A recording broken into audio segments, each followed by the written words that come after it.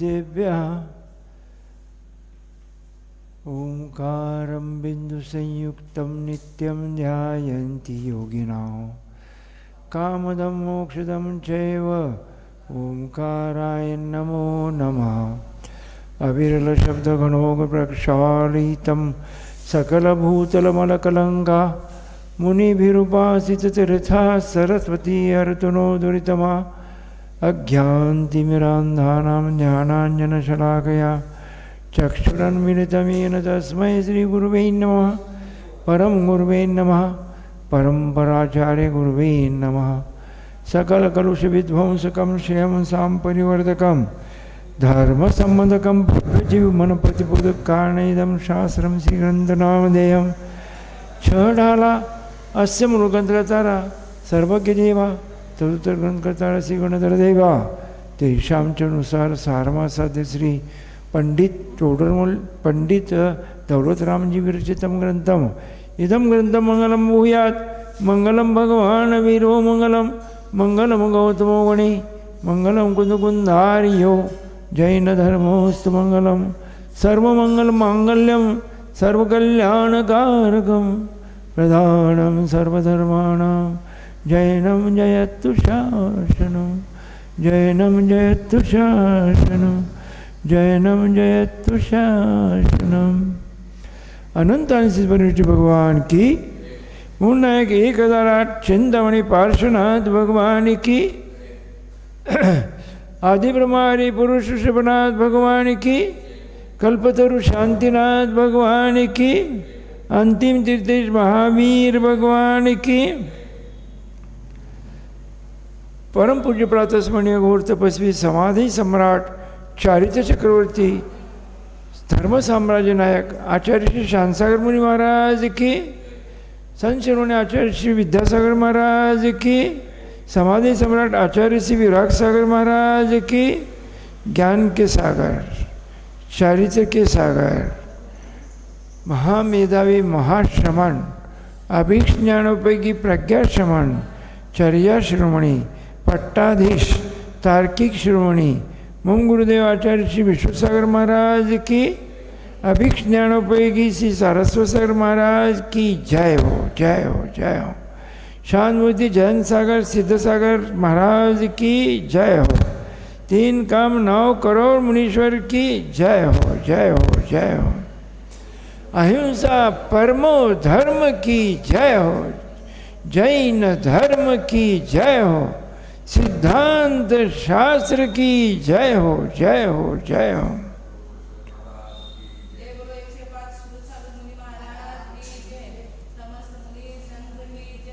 आता आपल्याजवळ 3 छडाला आहेत। एक जी दौलतरामजीची आहे, जी दौलतरामजीची आहे, जी त्यांनी ज्या छडालेवरून ही छडाला तयार केली दौलतरामजींनी, ती बुद्धजनची छडाला आणि दुसरी ध्यानत्रयाची छडाला, अशा 3 छडाला प्रचलित होत्या। त्यातल्या त्यात ही दौलतरामजीची छडाला आहे ती फारच प्रसिद्ध होती। तर त्यातलं मंगलाचरण जे आहे दौलतरामचं ते 3 भुवन में सार वीतराग विज्ञानता शिवस्वरूप शिवकार नमो त्रियोग समारिके। छडाला कविवर बुद्धजन नावाचे कवी होऊन गेले। आम्ही लहान असताना पूजा करत होतो। बुद्धजन वंदित शांती सागरा शांत भवससी, बुद्धजन वंदित शांती सागरा शांत भवससी, हा भवसागर तरण्यासाठी घोर तपा करशी। हमारी माँ हमको बड़ा बोली कि बेटी जी उनके में हमारे ऊपर संस्कार है जी। हाँ हाँ हाँ फार छान आहे। आणि हे जे पद आहेत ना इतकी प्रसिद्ध आहेत। आणि मग ह्या कवी बोधजन भाग त्यांनी लिहिलेला आहे। हे बुद्धजन कवींच्या छडाल्यावरून मी ही छडाला याची रचना करतो आहे. तर बुद्धजन कवींचं जे आहे त्यांनी काय केलं आहे, सर्वद्रव्य में सार आत्म को हितकार है, नमोता ही चितधार नित्य निरंजन जान के. इसका अन्वय अर्थ ऐसा है, जो समस्त द्रव्य में सार है एवं आत्मा को हितकार है, ऐसे नित्य निरंजन मेरा जो स्वरूप है जानकर उसे चित्त में धारण करके मैं नमस्कार करता हूँ. तो चित्त चरण निरंजन, निरंजन यानी कालिमा रहित, संपूर्ण कर्म का जहाँ अभाव हुआ है, हाँ, बंध हेत्वा भाव निर्जराभ्याम, क्या लिखा है, बंध हेत्वा भाव निर्जराभ्याम कृष्ण कर्म विप्र मोक्ष मोक्षः, ऐसा सूत्र 10वें अध्याय में आता है. बंध के हेतु का अभाव और निर्जरा, बंध के हेतु का अभाव होने से अगला जो बंध होने वाला है अपने आत्मा के साथ, वो बंद हो जाना, बंद हो जाना और पूर्व कर्म की निर्जर हो गया तो आत्मा को कैसा हो जाएगा, नित्य निरंजन हो जाएगा. निरंजन ने कालुष्य रहित, उसको कहते निरंजन. एक मत ऐसा है, वो बोलते हैं 100 कल्पकाल होने के बाद फिर आत्मा संसार में होता है. 100 कल्पकाल बीतने के बाद आत्मा फिर संसार में आता है. उसके बोले हैं, उसके लिए बोला है कि कितना भी प्रचंड पृथ्वी पर उत्पात हो गया, कुछ भी हो गया, तो जो शुद्ध हुआ है, शुद्ध जो हुआ है वो कभी बाद में अशुद्ध होता नहीं. इसको अभाव क्या है, इसको जैसा पुद्गल शुद्ध हो गया, पुद्गल के शुद्ध अभाव, इसको जो इकाई है शुद्ध इकाई, इसको क्या कहते हैं, परमाणु कहते हैं. परमाणु फिर बाद में स्कंद रूप पर्याय में परिणति हो सकता है तो भी अशुद्ध हो सकता है, यानी शुद्धाशुद्ध होने की उसकी योग्यता है. लेकिन एक बार अगर आत्मा अगर शुद्ध हो गया, संपूर्ण कर्म का सर्वथा अभाव हो गया और भावी बंध को, कर्म बंध जो होने वाला है उसका अभाव हो गया और सत्ता में रहने वाले संपूर्ण कर्म का सर्वथा अभाव हो गया, तो क्या हो जाएगा, नित्य निरंजन भगवान आत्मा हो जाएगा, सिद्ध भगवान हो जाएगा, कृतकृत्य हो जाएगा. अब करने योग्य उसको कुछ भी नहीं रहेगा. तो उसके लिए आचार्य इनका मेरे पास क्या दृष्टांत समुच्चय, दृष्टांत संचयन, जो ध्रुवमती माता जी ने संकलित किया है, दृष्टांत संचयन. दृष्टांत संचयन मना संचयन, ये ध्रुवमती माता जी ने संकलित किया है.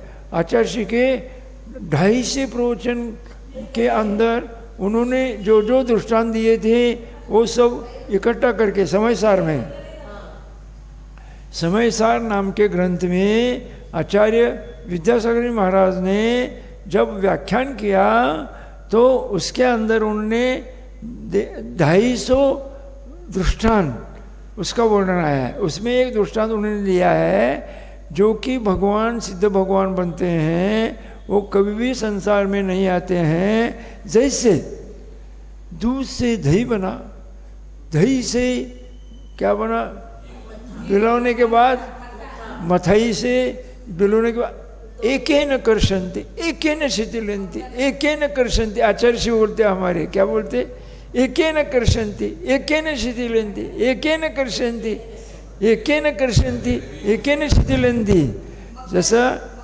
जैसा वस्तू स्वरूप विवरण करताना निश्चय और व्यवहाराने केलं जातं, त्यावेळेला एक गौण केला जातो आणि एक मुख्य केलं जातं.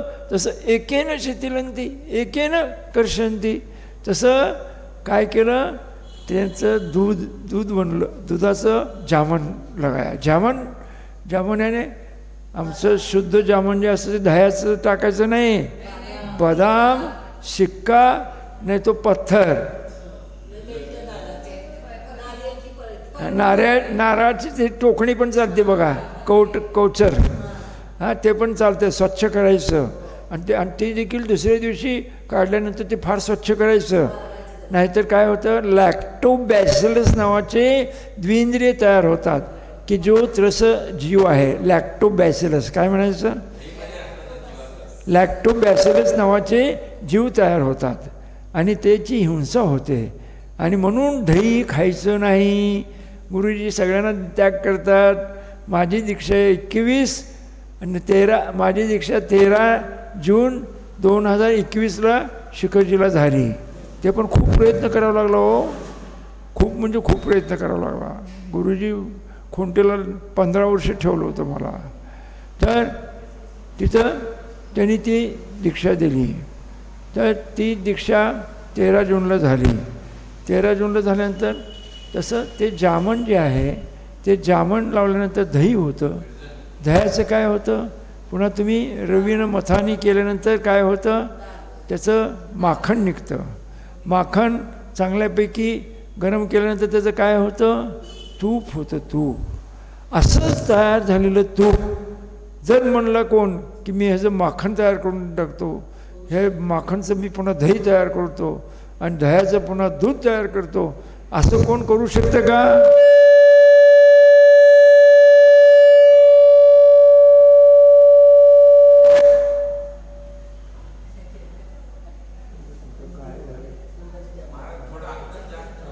नाही, मी फार अंतर, मी लांबच आहे, त्याचा ह्याचा काही संबंध नाही.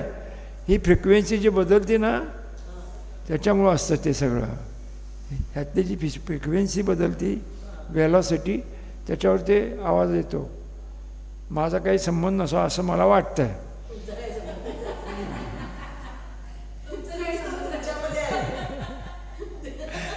हेच आहे, असंच संसारामध्ये राहायचं आहे. सगळं करत असताना देखील भरतजी घरमे वैरागी, त्यांनी सगळे करत असताना, युद्ध करत असताना, सगळं काही करत असताना भरतजी घरमेही वैरागी. तर कधीही शुद्ध पदार्थ पुन्हा, म्हणजे जसं तूप जे आहे ते पुन्हा त्याचं माखण होत नाही, दही होत नाही, तसं हा एकदा सिद्ध आत्मा सिद्धालयामध्ये विराम झाला. कितीतरी कल्पकाळ निघून गेले किंवा कितीही प्रचंड उत्पात झाले तरी तो तिथनं त्याच्या त्या स्वरूपामध्ये लीन राहतो. कळलं का?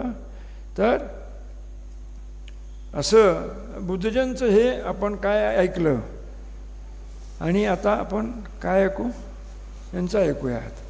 कुणाचं आपल्याकडे आपल्या पूर्ण पुण्यामुळं आपल्याला तिन्ही छळाला मिळालेले आहेत, जे की जे आचार्य चंद्रप्रभू सागर सन्मती सागर महाराजांचे शिष्य, त्यांचे जे शिष्य आहेत सरल सागरजी महाराज, त्यांनी आपल्याला हे 2 आपल्याकडे पाठवलेलं आहे. आपण आपलं अध्ययन झालं की त्याचे झेरॉक्स करून घेऊ आणि त्यांनी हे बाकीचं त्यांनी जे पाठवले ते त्यांना आपण परत करू. हां, तर काय झालं, आता आपण जे ध्यानात राहायची जी छडाला आहे त्याचं जे मंगलाचरण आहे त्याचं आपण उच्चारण करणार आहोत. तर हे तुम्ही काय करा, घेऊन जा आणि ह्याचे झेरॉक्स काढून आणा आणि ज्यांना हवं आहे त्यांना 5-25 काढून आणा. काय तुम्हाला शक्य अनुष्ठान तेवढे आणा आणि त्यांना वाटा आणि हे मला परत करा. म्हणजे मी काय करेन, मी त्यांना पाठवून देईन. मला एक द्या. हां, आता आपण ध्यानात राहायची जी छडाळ आहे त्याच्या छडाळीचं आपण उच्चारण करणार आहोत. ओंकार मंधार पंच परमपद, ओंकार मंधार पंच परम पद वसत है, 3 भुवन में सार, वंदो मनवच काय कर. काय, ओंकार मंजार पंच परम पद वसत है, 3 भुवन में सार, वंदो मनवच काय कर.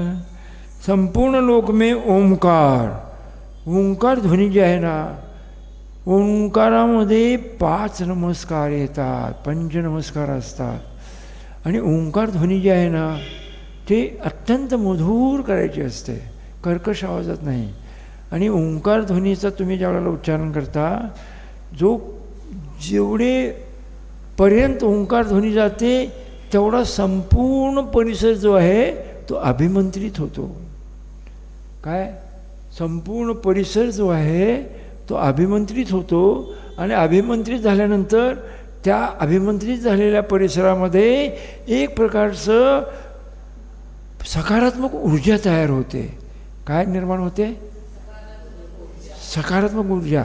आणि त्या अभिमंत्रित प्रदेशामध्ये जो जीव येतो किंवा जे पुद्गल येतात ते देखील काय होतात? एक प्रकारचे सकारात्मक एनर्जेटिक होतात. एकदम आपल्याला शांत वाटतं. एकदम जसं की आपण आमचे गुरुजी आहे त्यांचं एक आभामंडळ तयार आहे, त्यांच्याजवळ गेल्यानंतर आपल्याला एकदम शांत वाटतं. असे काही जे ज्ञानी आणि चारित्र्यवान साधू असतात शांत प्रकृतीचे, तर ते त्यांच्या शरीराच्या भोवती असं शांत वलय तयार होतं. हॅप्पी सर्कल म्हणायचं. मी एकदा बोललो आहे त्याच्यामध्ये. हॅप्पी सर्कल काय असतं? Happy circle. आणि त्या हॅप्पी सर्कलचं एक नवीन ऊर्जा निर्माण होते. आणि आपल्याला मरगळ आलेलं आहे, प्रमाद आलेला आहे, उत्साह नसतो. अरती कर्माच्या उदयामुळं, कर्माच्या उदयामुळं कशात उत्साह वाटत नाही, झोपावं वाटतं. झोपलं तरी झोप येत नाही. असाता आणि अरती कर्माच्या उदयानं झोप येत नाही. लिहिलं आहे. झोप जी येते ते साता उदयानं येतं.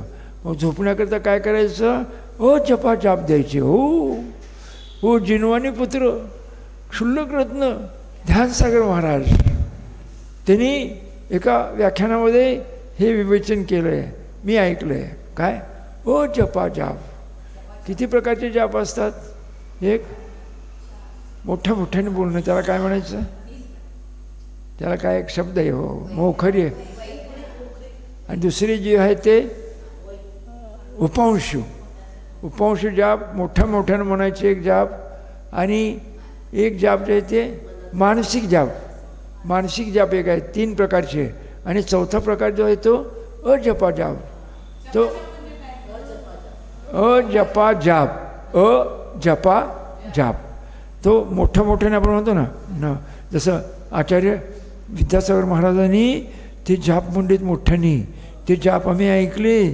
त्या ह्याचं उद्घाटन असताना नमो अरियंताणम, नमो सिद्धाणम, नमो ऐर्याणम, नमो वज्रायाणम, नमो लोये सवसावणम, नमो अरियंताणम, नमो सिद्धाणम, नमो ऐर्याणम, नमो वज्रायाणम, नमो लोये सवसाव. ते म्हणताना देखील आनंद वाटतो. अगदी स्पष्ट बोलले त्यांनी, कळलं का? तर ह्या ओंकार ध्वनीमध्ये हे मोठ्या मोठ्याने बोलणं, कळलं का? ह्याला मोखरी, मी नंतर सांगेन तुम्हाला, ह्याला एक विशेष शब्द आहे. आणि हे मोठ्या मोठ्याने उच्चारण करणं ह्याला म्हणायचं मोखरी आहे. आणि उपांशु ज्या तुम्ही चौक्यात आहे, आणि चौक्यात की नाही कोणाला ऐकू जाऊ नये म्हणून कसं बोलता? बडी चमचले. काय म्हणता? बडी चमचले. आणि त्याला मोठी चमच पाहिजे असते, तो काय म्हणतोय? बडी चमचले. अगदी हळू आवाजात. कसं? बडी चमचले. मग तो काय करतो? मोठी चमच आणून देतो. तसं बडी चमचले.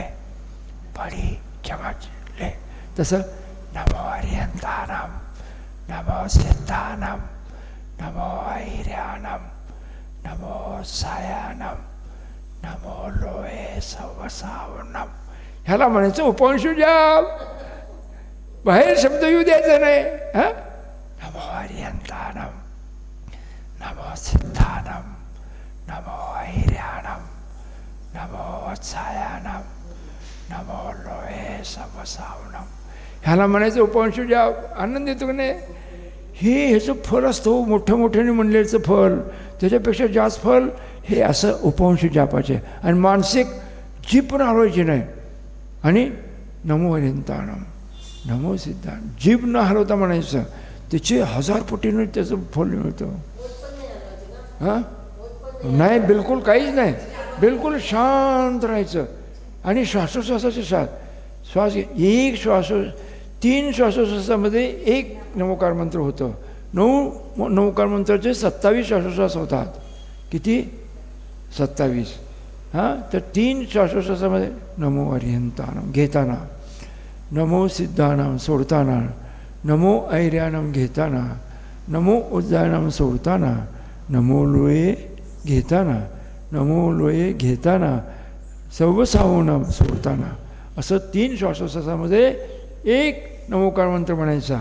आणि असे म्हणत राहायचं. मग कसं?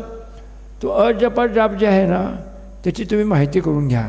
ज्या वेळेला तुम्ही वंदित सव्वसिद्धे धूमचल म्हणून ओम गैम पत्ते उच्छामी समय पाहोड मिणमो सुय केवली भणियम हे म्हणायचं. किंवा तुम्हाला जे जे नमस्ते वर्धमान आहे निर्धूत कलिलात्मने सालोकानाम त्रिलोकानाम यत विद्या दर्पण येते हे म्हणायचं. नंतर काय म्हणायचं? छोटं जे रात्री योग प्रतिष्ठापन क्रिया आम्ही काय करतो हे म्हणून रात्री योग प्रतिष्ठापन क्रिया म्हणजे लघु योगी भक्ती म्हणायची. हां लघु योगी भक्ती म्हणायची. नाही मंगलाचरण म्हणलेलं 12. मंगलाचरण का म्हणायचं? मंगलाचरणामध्ये किती हेतू आहेत? एकतर पुण्यप्राप्ती, निर्विघ्न होण्याची प्राप्ती, शिष्टाचाराचं पालन आणि ग्रंथची समाप्ती व्यवस्थित व्हावी ह्याकरता हे सगळं मंगलाचरण करतात. म्हणून हे म्हणलं तर फार बरं. किंवा कोणतेही श्लोक कोणतंही तुम्हाला जे आठवतं ते म्हणायचं. आणि योगी भक्ती म्हणायची छोटी.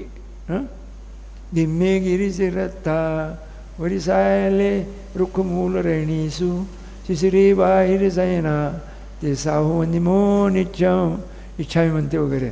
तर त्याप्रमाणे म्हणून पुन्हा झोपायचं. तर झोपताना अजपा जाप म्हणायची. काय? अजपा जाप. तर हां आम्हाला कंपल्सरी आहे. आम्ही योगी भक्ती म्हणून ते 28 कृतिकर्म येतात. ते 28 कृतिकर्म आहेत ना ते 4 वेळच्या स्वाध्यायामध्ये 3 कृतिकर्म होतात. एक कोणती भक्ती? श्रुतभक्ती. दुसरी आचार्य भक्ती. ही प्रतिष्ठापनेच्या वेळेला आणि निष्ठापनाच्या वेळेला श्रुतभक्ती. असे 4 वेळच्या स्वाध्यायाला 12 कृतिकर्म होतात. लक्षात ठेवायचं. कृतिकर्म किती असतात? 12. प्रतिक्रमणाचे सकाळी 4. कोणते? प्रतिक्रमण सिद्धभक्ती, पुन्हा प्रतिक्रमण भक्ती एक असते, पुन्हा सिद्धभक्ती, प्रतिक्रमण भक्ती, पुन्हा चारित्र नाही हे तुमचे चतुर्विंशती भक्ती. आणखीन एक आहे ना. हां सिद्धभक्ती आहे, पुन्हा तुमची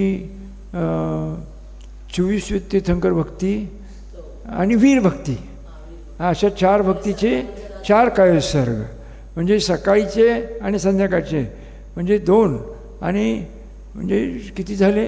4 दुनी 8 आणि 8 हे किती झाले? 12. 20 झाले. कोणते? स्वाध्यायाचे किती झाले? 12 आणि 2 प्रतिक्रमणाचे किती झाले? 8 झाले. किती झाले? 20 झाले. आणि 6 3 वेळेचं देवदर्शन. आपण तुम्हाला 3 वेळेचं देवदर्शन सांगितलेलं आहे. तुमचं सामायिक जे आहे ते देवदर्शन हेच तुमचं सामायिक आहे. आणि त्यावेळेला लघु चैत्य भक्ती म्हणायची. वर्षेषु वर्षांतर पर्वतेषु अवंती चैतानि जन पुंगुवाना हे म्हणायचं. आणि लघु पंचमहागुरु भक्ती असं म्हणायचं. किती झाल्या? एक दर्शनाला 2 कायोत्सर्ग झाले. कायोत्सर्गीचा अर्थ असा हे का 3 वेळेस 3 आवर्त करायचे. आवर्त कसे करायचे? इकडून असं नाही उलटं आम्ही करत होतो असं करत होतो. चूक आहे ते. तुम्ही जसं मंदिरला डावीकडून उजवीकडे फेरी मारता तसा हा हात असं असं करायचं.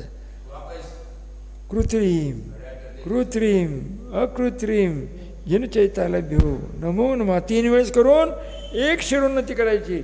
म्हणजे असा नमस्कार करायचा. 3 आवर्त 1 शिरोन्नती, त्याला म्हणायचं एक कायोत्सर्ग. त्याच्या अगोदर जमिनीला नमस्कार, जमिनीला अगदी बसून त्याला म्हणायचं भूमिस्पर्श नमस्कार. 1 भूमिस्पर्श नमस्कार, 3 आवर्त 1 शिरोन्नती. हे एका कायोत्सर्गमध्ये येतं, लक्षात ठेवायचं. काय बरोबर आहे? हां, तर असं किती झाले? स्वाध्यायाचे 12 कायोत्सर्ग आणि 3 वेळच्या दर्शनाचे किती झाले? 6. 6 आणि 12 18 झाले. आणि 2 प्रतिक्रमणाचे 4 आणि 4 18, 8 26 झाले. आणि रात्री योग प्रतिष्ठापन क्रिया त्याला करायची योगी भक्ती, आणि रात्री योग निष्ठापन क्रिया सकाळी त्याला पण योगी भक्ती म्हणायची. असे 26 आणि 2 28 कृतिकर्म आम्हाला करायला सांगितले. दिवसातनं 14 आणि रात्रीतनं 14. हे 28 कृतिकर्म करायची. कृतिकर्म म्हणजे करण्यायोग्य जे कर्म आहे ते कृतिकर्म. कायोत्सर्ग, कायोत्सर्ग अर्थ असा आहे की शरीरावरचा जो ममत्व आहे, उत्सर्ग, तो दूर करणं. म्हणजेच पारिशेष न्यायचे शरीरावरचा ममत्व दूर करून काय करायचं? आपल्या स्वरूपाचं चिंतन करायचं. ओम सिद्धाय नमः. आचार्य शांतीसागर महाराजांनी मध्ये मध्ये सिद्धाय नमः सिद्धाय नमः म्हणजे आपल्या स्वरूपाचं चिंतन केलं आहे. तर लक्षात ठेवा. तर असं आपण आता रोज घेणार आहोत. आता आपण उच्चारण करणार आहोत. हां, 3 भुवन में सा वीतराग विज्ञानता शिवस्वरूप शिवकार नमहुति योग समारिके जय त्रिभुवन में जीव अनंत सुख चाहे दुख ते भयवंत ताते दुख हारी सुख का कहे सीख गुरु करुणाधा ताहि सुनो भवि मन थिर आन जो चाहो अपनो कल्याण मोह महामद पियो अनादि भूल आपको भरमतवादी तास भ्रमण की है बहु कथा काल अनंत निगूढ़ मजा बीत केंद्रीय तनधा एक श्वास में 8-10 बार जन्म्यो मर्यो भर्यो दुख पार निकसी भूमि जल पावक भयो पवन प्रत्यक्ष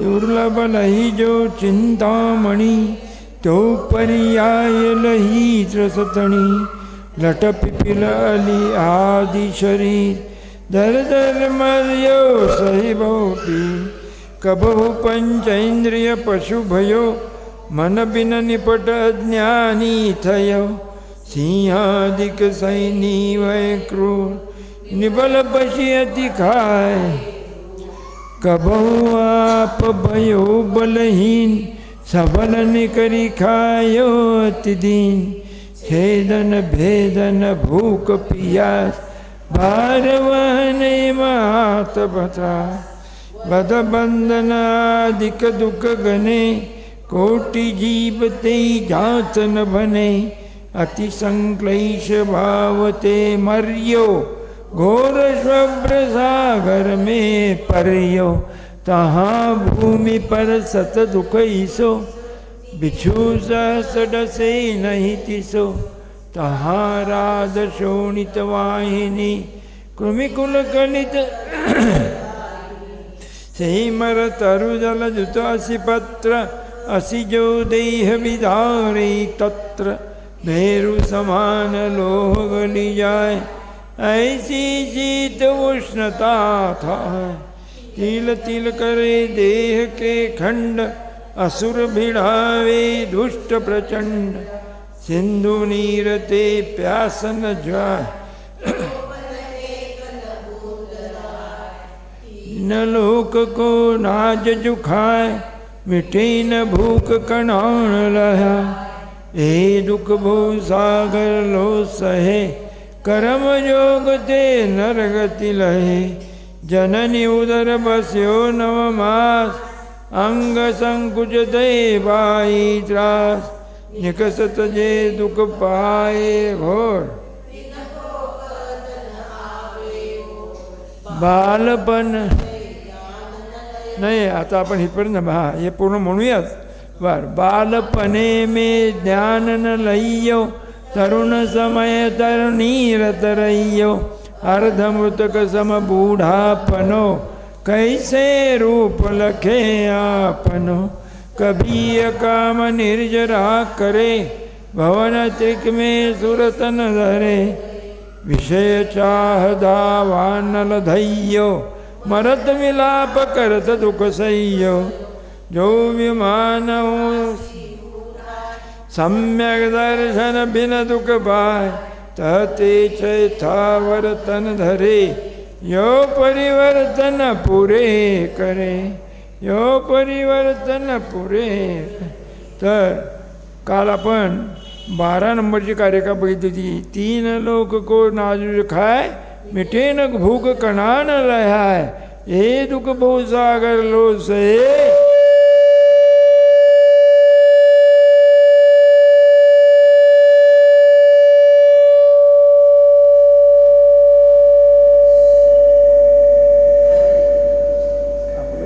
नाही आहे, आपोआपच झालं आहे. त्याची टेक्नॉलॉजी त्याच्यामध्ये काहीतरी फॉल्ट झालेला असणार. चला, आपल्याला काय जे आहे ते हे सगळं सहकारी करण्यात येतात. ह्यावेळेला दुःख मानायचं नाही. आपली अशी होण्याची ह्या वेळेची योग्यता तात्कालिक. काय अंतरंग कारण बहिरंग कारण. अंतरंग कारण उपादान, बहिरंग कारण निमित्ताने सहकारी कारण. कारणाची निष्पत्ती कार्यकारण मीमांसा अशी आहे. अंतरंग कारण आणि बहिरंग कारण आणि सहकारी कारणाने कार्याची निष्पत्ती होती. केव्हा? त्या कार्याला अडथळा आणणारं जे प्रतिबंधक कारण आहे त्याचा जोपर्यंत अभाव होत नाही तोपर्यंत कार्याची निष्पत्ती होत नाही. आणि ते जे अंतराय आणणारं जे कारण आहे त्याची उपशमन करण्याकरिता, त्या नाश करण्याकरता म्हणून आपण पुन्हा आपल्या प्रभूंचं गुणांचं चिंतन करायचं, देवगुरुशास्त्राचं चिंतन करायचं, सर्व जीवांचं कल्याण होण्याचा भाव ठेवायचा. म्हणजे काय होईल? ते जे अंतराय कर्म आहे ते नष्ट होऊन त्याची प्रतिकूलता कमी होऊन कार्याची निष्पत्ती होते. अशी कार्याची कार्यकारण मीमांसा आहे. अरे का महाराज आहे काय? हां, तो जननी उदर बस्यो 9 मास, अंग संकुचते पायी त्रास.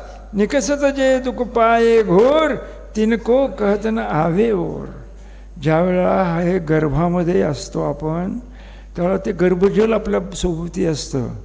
फार रचना इतकी सुंदर असते, बाहेरून धक्का बसू नये म्हणून निसर्गतः प्रकृतीतः ही प्रकृती जी आहे ना तिची रचना अत्यंत कोणी हे करत नाही, कोणता देव करत नाही, काय नाही. सगळी ही रचना पूर्वभावातल्या आपण केलेल्या ज्या कर्मानुसार जे इष्ट अनिष्ट कर्म आहेत त्याच्यामुळे शुभ अशुभ जे आपल्या जीवनामध्ये घडत राहतं ते सगळं आपल्याच कर्माचा उदय असतो आणि ते आपलंच आपल्याला भोगायचं असतं. तर त्या गर्भामध्ये आपण कशी असतो असं बसत नसतो, श्वासोश्वास नसतो. हां, त्याचं फिटल सर्क्युलेशन असतं. त्या आईच्या कॉडमधनं ते भयंकर स्वार्थी असतं. त्याला जेवढं पाहिजे ना ते सगळं घेतं. त्या आईचा काही विचार करत नाही की आपल्या आईला हिमोग्लोबिन कमी आहे, तिला ॲनिमिया आहे, कमी आहे, आपण थोडंसं हिमोग्लोबिन कमी घ्यावं हा विपाक नाही. तो म्हणतो मला जेवढं पाहिजे तुम्ही घेणारच. तर बेबी देखील स्वार्थी आहे. हो, प्रत्येकजण स्वार्थी आहे जीवनामध्ये. प्रत्येकजण आपला स्वार्थ बघतोय.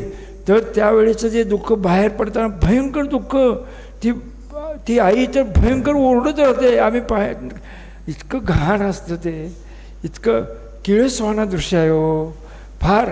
त्यामुळं ते डॉक्टरांची किळस मरते ना त्याचं कारण ते आहे. इतकं दृश्य ते अत्यंत. ती ओरडत असते आणि ती नर्स त्याला मारते अशी, चुप बैठ. आम्ही म्हणतो ए मारा नाही, शांती. आता सगळी इंजेक्शन निघालेत, काही नाही, अगदी सगळं इतकं सुखकर झालं आहे सगळं.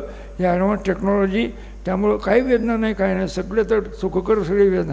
आपण ते बाहेर निघताना आपल्याला कधी कधी आपलं हे मोठं असतं आणि तो जो भाग असतो तो थोडासा अरुंद असतो, त्यावेळेला मग ते थोडंसं कट करावं लागतं. ते सगळं हे करत असताना मग पुन्हा तो कसं बाहेर आल्यानंतर तो रडला पाहिजे. नाही रडला तर त्याला उलटं करतात आणि त्याला मारतात, असं धन करून त्याच्या पायावर मारतात. मग त्याला वेदना झालं त्या करून ते रडायला लागतं. ती रडायला लागली की मग त्याच्या हृदयाचं सर्क्युलेशन चालू राहतं.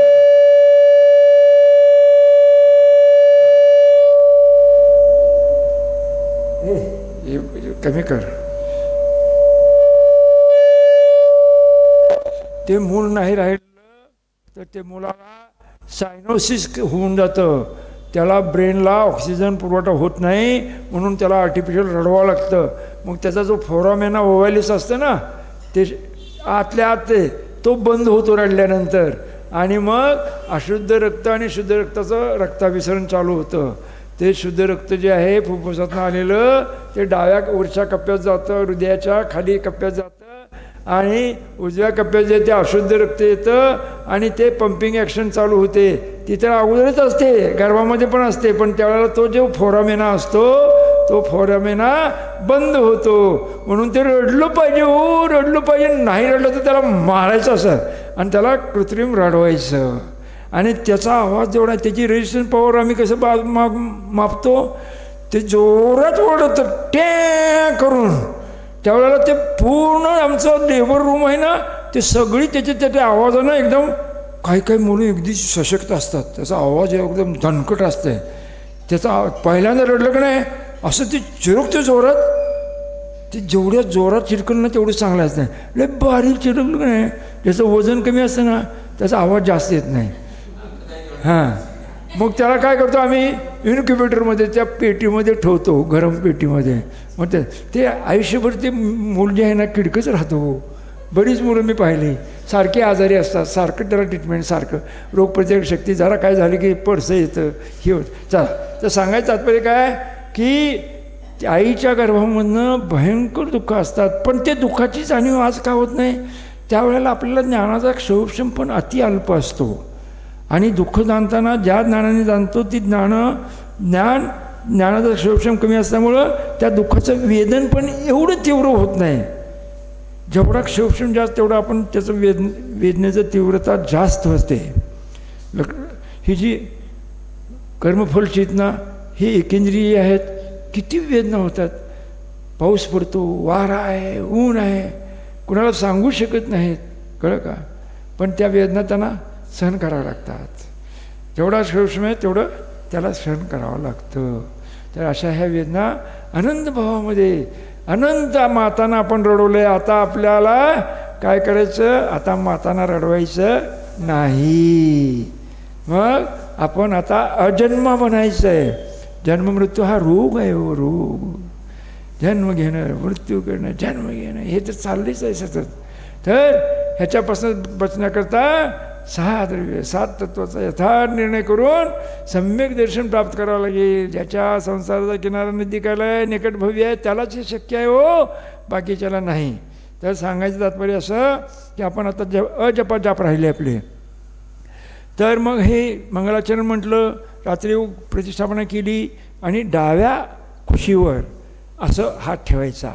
हात ठेवून मग पुन्हा आपलं त्याच्यावर असं हे मस्तक ठेवायचं आणि मस्तक ठेवून मग श्वासोश्वासाच्या साथ नमो हरियंताणम, नमो सिद्धाणम, नमो ऐर्याणम, नमो वज्रायणम, नमो लोये सवसावणम, असं श्वासोश्वासाच्या साथ डोळे झाकून चिंतन करायचं.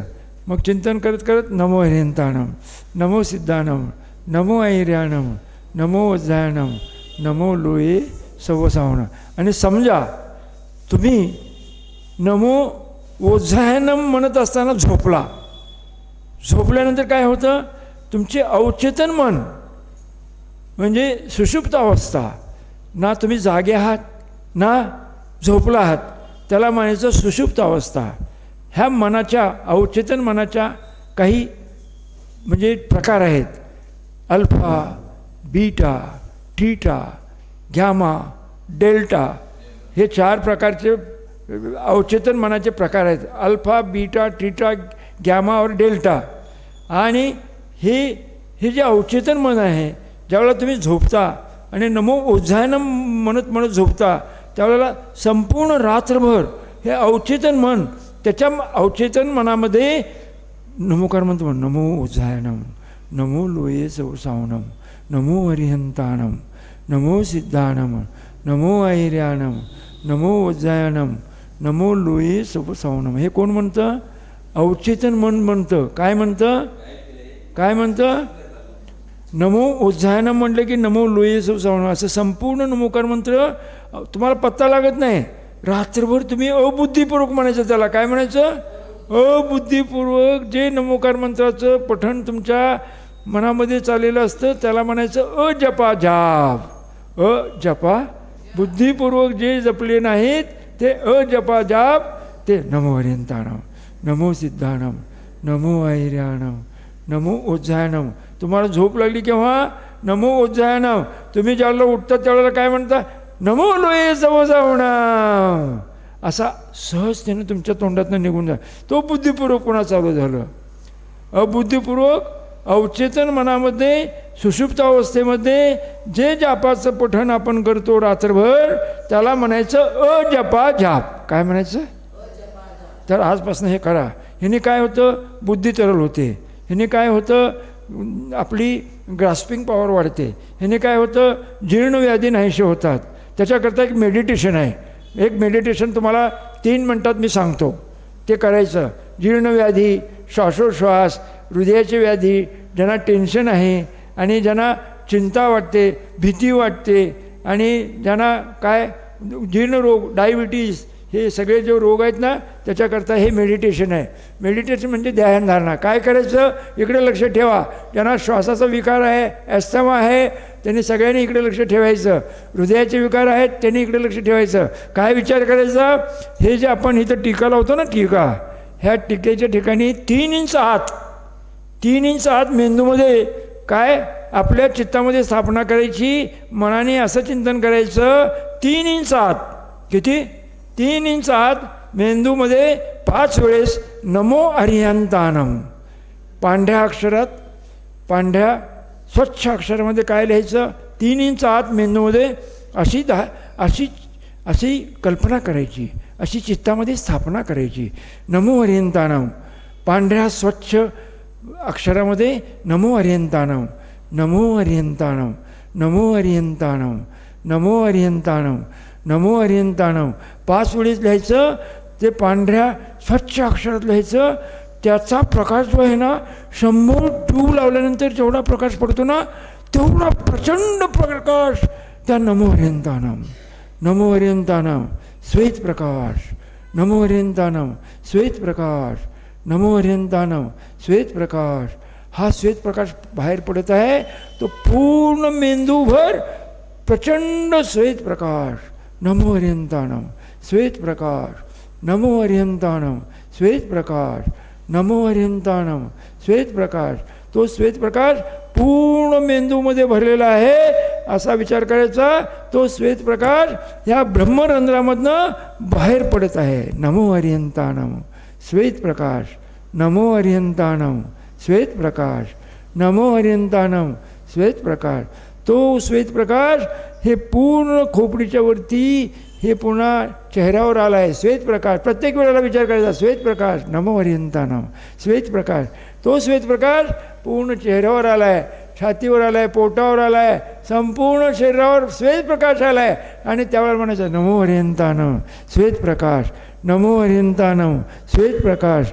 पाठीवर, पुन्हा कमरेवर श्वेत प्रकाश, नमो अरिहंतानम श्वेत प्रकाश. दोन्ही हात, दोन्ही पाय श्वेत प्रकाश, नमो अरिहंतानम श्वेत प्रकाश, नमो अरिहंतानम श्वेत प्रकाश, नमो अरिहंतानम श्वेत प्रकाश. तो प्रकाश पुन्हा वरचेवर पुन्हा कमी होत वरती येतोय. वरती आला श्वेत प्रकाश, नमो अरिहंतानम श्वेत प्रकाश, नमो अरिहंतानम. येत तो प्रकाश छातीवरून पुन्हा वरती जाऊन पुन्हा चेहऱ्यावरनं, पुन्हा ब्रह्मरंध्रामधनं, पुन्हा खोपडीमध्ये आत मेंदूमध्ये श्वेत प्रकाश, नमो हरिंतानम श्वेत प्रकाश, नमो हरिंतानम श्वेत प्रकाश. असं करत करत पुन्हा तो मेंदूमध्ये येऊन पुन्हा तिथं स्थिर होतो. असं चिंतन करायचं.